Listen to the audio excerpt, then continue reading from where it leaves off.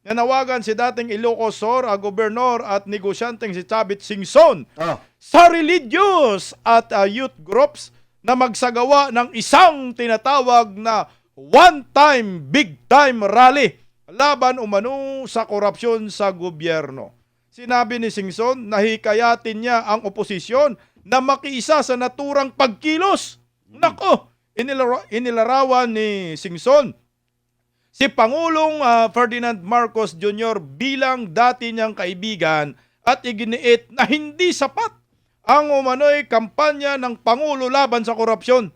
Binanggit ni Singson na hindi pa nakakulong si dating House Speaker Martin Romualdez na nasasangkot sa aligasyong ng kickbacks at budget insertions kaugnay ng flood control projects, mga paratang na mariing itinanggi naman ni Romualdez. Ayon kay Singson, parehong may pananagutan sina Marcos at Romualdez sa mga aligasyon patungkol sa korupsyon. Sinabi niya na maaaring gawin ang rally sa Pebrero, ngunit nakadepende umano ito sa mapagkasunduan ng mga grupo. Ang panukalang pitsa ay kasabay sa paggunita sa ika-40th anniversary ng EDSA People Power Revolution sa Pebrero 25.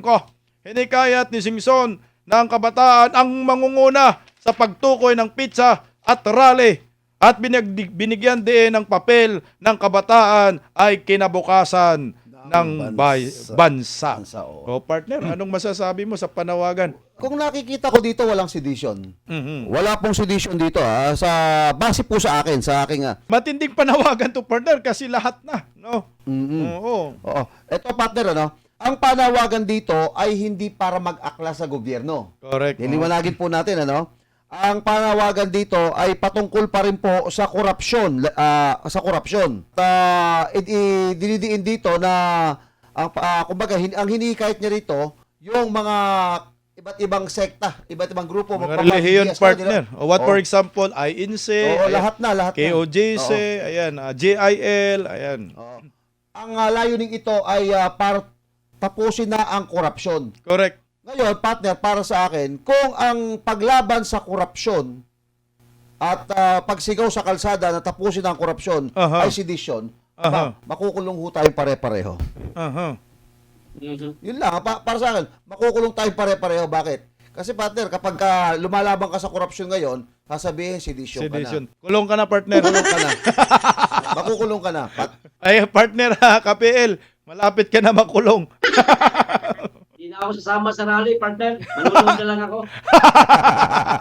Anong masasabi mo sa panawagan ni Manong Chavit na pagkakaisahin daw ang lahat ng mga religious sector, mga sikta, mga corruption advocates, partner?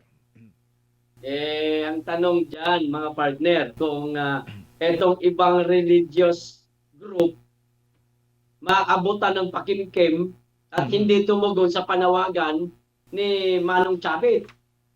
Samantalang para sa bayan yan, ang panawagan ni Chavit na sumama kayo sa gagawing rally at magmamarcha patungong Malacanang para ipanawagan na itigil na itong napakalalang korupsyon na nangyari sa ating bansa.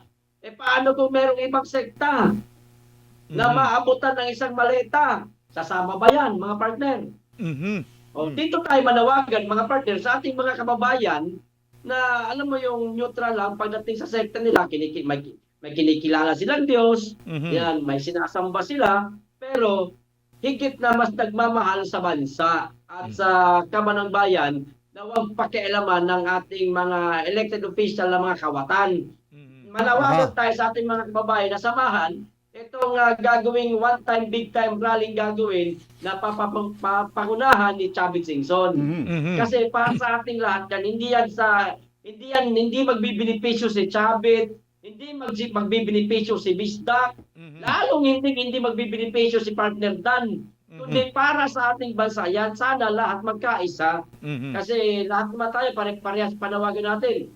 Transparency, accountability. Huwag paglalaroan ng mga elected official ang kaban ng bayan. Isa ang panawagan natin, kaya dapat lahat ng ating mga kababayan, ipakita natin yung pwersa natin, pagtulong-tulungan natin na ayusin itong ating bansa. Alam mo partner, medyo matindi na nga ho yung panawagan ni Manong Chavit. Basahin ko lang yung statement niya, kumintuhan po ninyo. dahil talagang seryoso si Manong Chavit sa kanyang panawagan. At hindi lang ho parang nagbibiro lamang siya. Ito ang sabi ni Manong Chavit, partner, I'm sure, no? Ito galing official kay Manong Chavit No. I'm sure na matatanggal si Bongbong Marcos now. Ngayon, the soonest possible time. Sigurado yan, matatanggal si Bongbong Marcos dahil nasa atin ang katotohanan. Siguradong babagsak si Bongbong Marcos. Partner Dan, ano masasabi mo dito? Kasi talagang nasa kanya, matatanggal daw si Bongbong Marcos kasi meron siyang parang tinitingnan na 1986 yung It's a People Power Revolution. So ngayon ay 40 years na. Tapos si Pangulong former President Marcos Sr., 68 yung edad, natanggal sa pwesto. Si Bongbong Marcos din daw, 68 ngayon. Ano masasabi mo? Talagang matatanggal daw si Bongbong Marcos. Alam mo, partner, ito ito yung pamahiin ka. Wala tayo sa mga pamahiin. Alos magkasing edad ka nun nangyari. Pero para sa akin, yung anong sinabi niya kanina, partner ni Apo Chavit, siguradong matatanggal. Soonest as possible. Yan ay sa malayang pamamahayag. Oo, tama ka dyan. Ulitin ko sa malayang pamamahayag, doon po niya sinabi na karapatan po niya. Kahit ako, gusto ko magsalitang ganito dahil malaya po tayo. Ngayon, ang mukhang may pangalawa pang tumbok si Apo Chavit Singson. Hinahamon niya pa Hinahamon niya pa mga kababayan, mga partner. Ito pong si Pangulong Bongbong Marcos ng isang maginoong debate. Oo. Kung wala kang tinatago, kung wala kang talagang transparency ang pinag-uusapan, sa palagay ko dapat mong harapin itong kababayan mo. Tandaan po natin mga kababayan yung ang parehas pong Ilocano ito. Naghahati po ito sa Ilocos Norte at Ilocos Sur. Ayan po ang Solid North kung tawagin. Kaya mga kabayan, hindi na Solid North dahil nakita na ama po ng Ilocos Sur ang Singson. So makita natin ngayon, ang isang Ilocano na taga Ilocos Sur na kalahati po ng Ilocos Norte, hinahamon po ang kanyang kapitbahay, ang kanyang kumbaga kapatid kung Ilocos Sur, Ilocos Norte. Now, ito mga kabayan tanong, bakit kaya po hindi lumaban itong si Pangulong Bongbong Marcos? May kinakatakutan ka ba?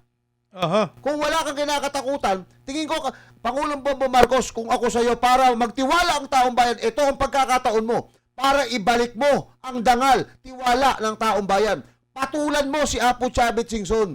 Huwag mong ipakita na ikaw ay mahina. Dahil kung ito ay iwasan mo, parang sinasabi mong guilty ka at hindi mo kaya ang isang kababayan mo. Again, uulitin ko po. Para sa akin, maganda po itong pagkakataon para itaas nyo po muli ang inyong dangal. Apo Chavit Singson, sige po, aabangan po namin. Pangulong Bongbong Marcos, ito magandang match na to.